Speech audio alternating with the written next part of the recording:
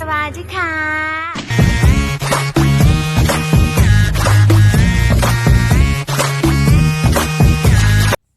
Hello everyone, আমার Thailand সিরিজের first ব্লগে তোমাদের সকলকে ওয়েলকাম। তোমরা যারা অনেকেই আমার ফটোস, ভিডিওস, রিলস দেখেছো তারা জানবে যে আমরা রিসেন্টলি থাইল্যান্ড ট্রিপে গেছিলাম। এটা অ্যাকচুয়ালি আমাদের পোস্ট অ্যানিভার্সারি ট্রিপ ছিল। আর থাইল্যান্ডের এবার আমরা সাউদার্ন থাইল্যান্ডে যাচ্ছিলাম, মানে থাইল্যান্ডের সাউথ পার্টে। তো আমাদের ফ্লাইট ছিল হায়দ্রাবাদ থেকে ফুকেট ইন্টারন্যাশনাল এয়ারপোর্টের জন্য। আর আমরা এখানে এয়ারপোর্টে চলেও এসেছি। আমাদের ফ্লাইট ছিল এই সকাল 6:30 নাগাদ। তো আমরা তো মিড নাইটেই মোটামুটি বেরিয়ে গেছিলাম বাড়ি থেকে। তো এয়ারপোর্টে পৌঁছতে আর সমস্ত কিছু কমপ্লিট করতে করতে আমাদের রাত্রি 3-3:30টার মতো বেঁচে গেছিলো। তো তারপরে এখানে আমরা এসেছিলাম একটু লাউঞ্জে। তো যখন আমরা লাউঞ্জে আসি তখন ওই বললাম 3-3:30 মতো বাজে, তখন দেখছি লাউঞ্জে ডিনার চলছে। তো আমরা এখানে ডিনার করে নিয়েছিলাম। তারপর আবার কিছুক্ষণ পর দেখলাম ব্রেকফাস্টও ওনাদের স্টার্ট হয়ে গেছিলো। তখন আবার একটু ব্রেকফাস্টও করে নিলাম। আমরা যখনই মানে কোথাও ট্রাভেল করি না কেন, তো এয়ারপোর্টে আমরা লাউঞ্জ অ্যাক্সেসটা নেওয়ার ট্রাই করি। সেই জন্য আমরা একটু বাড়ি থেকে তাড়াতাড়ি বেরোই এই লাউঞ্জ অ্যাক্সেস নেওয়ার জন্য। আমার এটা ফার্স্ট ইন্টারন্যাশনাল ট্রিপ ছিল, তাই ইমিগ্রেশনও ফার্স্ট। তাই ইমিগ্রেশনের এক্সপিরিয়েন্সটা তোমাদের সঙ্গে একটু শেয়ার করি। আমার ইমিগ্রেশনের এক্সপিরিয়েন্স খুবই ভালো ছিল। সবাই যেরকম বলে যে ফার্স্ট ইমিগ্রেশনে খুব নার্ভাস লাগে বা ভয় ভয় করে, আমার একদমই সেরকম কিছু ফিল হয়নি। আমি ভীষণই কনফিডেন্ট ছিলাম, তাই আমার কাছে প্রসেসটা মানে ভীষণই স্মুথ লেগেছে। আর এটা আমার ছিল ফার্স্ট ইন্টারন্যাশনাল ট্রিপ, আর আমার হাজব্যান্ডের ছিল এটা থার্ড। তো আমার এক্সাইটেডমেন্টটা তো খুবই বেশি ছিল। আর দেখতে দেখতে দেখো আমরা ফ্লাইটে এখানে উঠেও গেছি। আমরা এয়ার ইন্ডিয়া এক্সপ্রেসের থ্রুতে গেছিলাম, কারণ হায়দ্রাবাদ থেকে এয়ার ইন্ডিয়া এক্সপ্রেসের ডাইরেক্ট ফ্লাইট যায় ফুকেট ইন্টারন্যাশনাল এয়ারপোর্টের জন্য।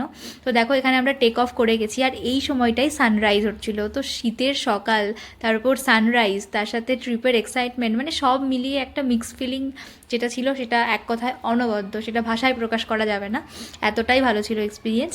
তো দেখো সানরাইজটা এত সুন্দর লাগছিল সেই সময়।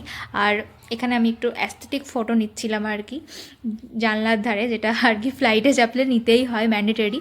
তো এখানে ও একটু ঘুমিয়ে গেছিলো, কারণ বললাম সারা রাত মানে আমরা জেগে, কোথাও যাওয়ার থাকলে তো সারা রাত ঘুম আসেই না, তার উপর এরকম ফ্লাইট ধরার ব্যাপার থাকলে তো আরোই ঘুম আসে না। তো এখানের ভিউটা তো খুবই ভালো ছিল। তো দেখতে দেখতে দেখো আমরা এখানে মাঝ আকাশে অলমোস্ট 1-1.5 ঘন্টা মতো উড়ে গেছি। তারপরে আমরা এখানে মানে 1.5 ঘন্টা মোটামুটি পর থেকে আমরা সমুদ্রের ওপরেই পুরো ফ্লাই করছিলাম। আর আমাদের হায়দ্রাবাদ থেকে ফুকেট যেতে টাইম লেগেছিলো মোটামুটি 3.25 ঘন্টা মতো, 3 ঘন্টা 40-45 মিনিটে আমরা পৌঁছে গেছিলাম। আর তারপর থেকে মানে যে ভিউটা ছিল সেটা অসাধারণ। মাঝে মাঝে দেখা যাচ্ছে নিচ থেকে স্পিড বোট চলছে, অনেক রকম ফেরি চলছে, জাহাজ চলছে। তো খুবই ভালো ছিল। আর এখানে মাঝে মাঝে কত রকম আইল্যান্ডগুলোও দেখতে পাচ্ছিলাম। এরপরে আমি তো একটু ঘুমিয়েও গেছিলাম। তারপর যখন ঘুম থেকে উঠি দেখি আমাদের অ্যানাউন্সমেন্ট হচ্ছে যে আমরা আর 20 মিনিটের মধ্যে ল্যান্ড করে যাব। তো এখানে দেখো নিচ থেকে পুরো জলটাও দেখা যাচ্ছিল। তারপরে দেখতে দেখতে আমরা পৌঁছে গেলাম ফুকেট ইন্টারন্যাশনাল এয়ারপোর্টে। আমাদের ল্যান্ডিংয়ের টাইম হয়েছিল। জলটা দেখো কি নীল, মানে একদম যাকে বলে ব্লু ওয়াটার। তো একদম সমুদ্রের ধারেই কিন্তু এয়ারপোর্টটা অবস্থিত ফুকেটের। আর আমাদের ল্যান্ডিংটা এতটাই সুন্দর ছিল, যেন জাস্ট মনে হলো যেন সমুদ্রের মধ্যে আমরা ল্যান্ড করে যাচ্ছি, একদম জাস্ট সমুদ্রের পাশে। এই ল্যান্ডিংটা মানে না দেখলে বোঝানো যাবে না, এতটা ভালো ছিল। তো এখানে আমরা দেখো চলে এসেছি ফুকেট ইন্টারন্যাশনাল এয়ারপোর্টে। আমাদের ইমিগ্রেশন সমস্ত কিছু কমপ্লিট করে গেছিলো, সেগুলোর আর ভিডিও নিইনি, কারণ এতটাই ভিড় ছিল। আমাদের মোটামুটি 45 মিনিটস মতো লেগে গেছিলো, এত লম্বা লাইন। তারপরে আমাদের এখানে ড্রাইভার মানে ওয়েট করছিল, আমরা যেখান থেকে ট্যুর বুক করেছিলাম। তো সমস্তটাই খুব মানে স্মুথ ছিল, আমাদের বেশিক্ষণ ওয়েটও করতে হয়নি। তারপরে আমরা চলে গেলাম এখান থেকে ক্রাবির উদ্দেশ্যে। আমাদের আজকে যাওয়ার হচ্ছে ক্রাবি।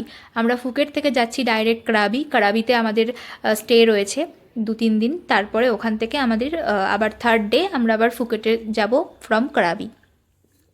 তো এখানে ক্রাবি যাওয়ার রাস্তাটা ছিল খুবই সুন্দর। চারিদিকে লাইমস্টোনের বড় বড় পাহাড়, তার মাঝে মাঝে মাঝেই সমুদ্র, ব্রিজ, খুবই সুন্দর লাগছিল দেখতে।